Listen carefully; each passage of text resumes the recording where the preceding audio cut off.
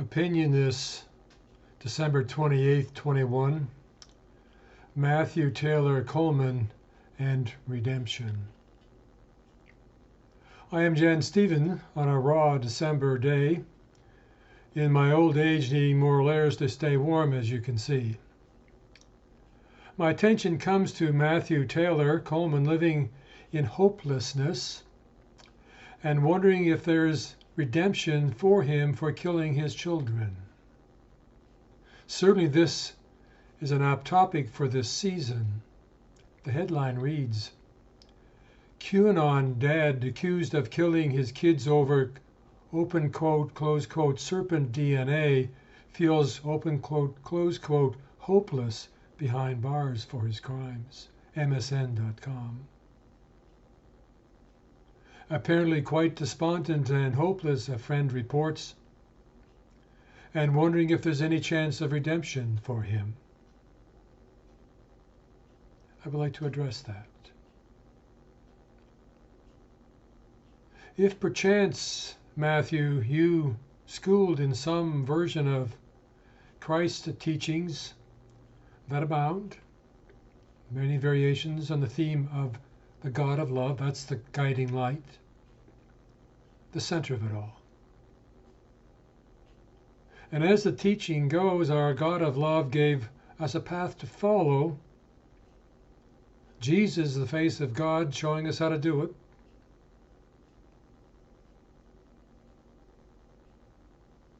On his cross, and now you on your cross. Thinking you were on the right path, you took of the forbidden fruit, much to your horror.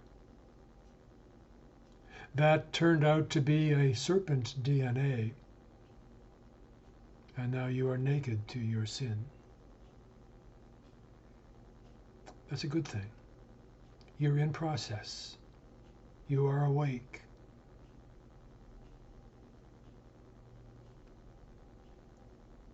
Your natural inclination is to move towards wholeness and wellness, even if you don't believe that in this moment. As the stories go, God does sometimes bring us low, and you have been brought low. And life naturally reaches for wholeness and wellness, and holiness if you want it. I know, fucking process theory and all that, but why is everything in process? Because it is. It's one of those just natural laws. Your only hope is to believe that a God of love forgives all sins, including yours. Open your heart to that possibility. But the catch is God's forgiveness is dependent upon your requesting forgiveness. You see, you're free. And a God of love doesn't force you. That'd be unloving.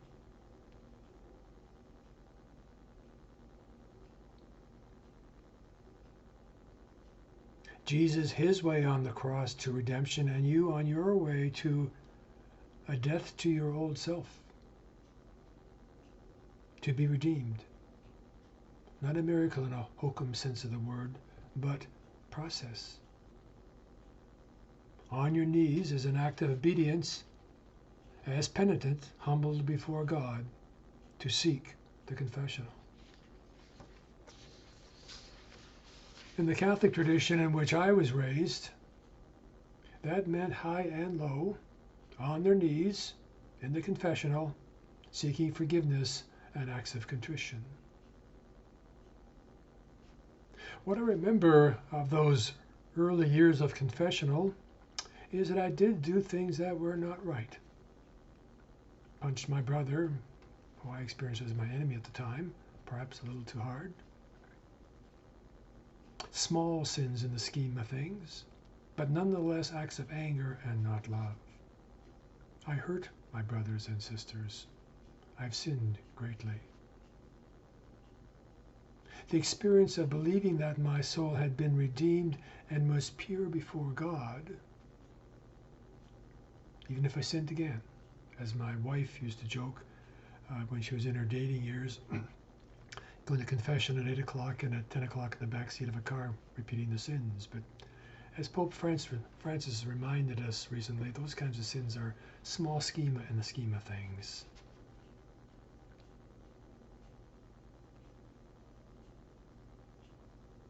Believing that my soul had been purified before God, I would walk out of the confessional on air, floating almost.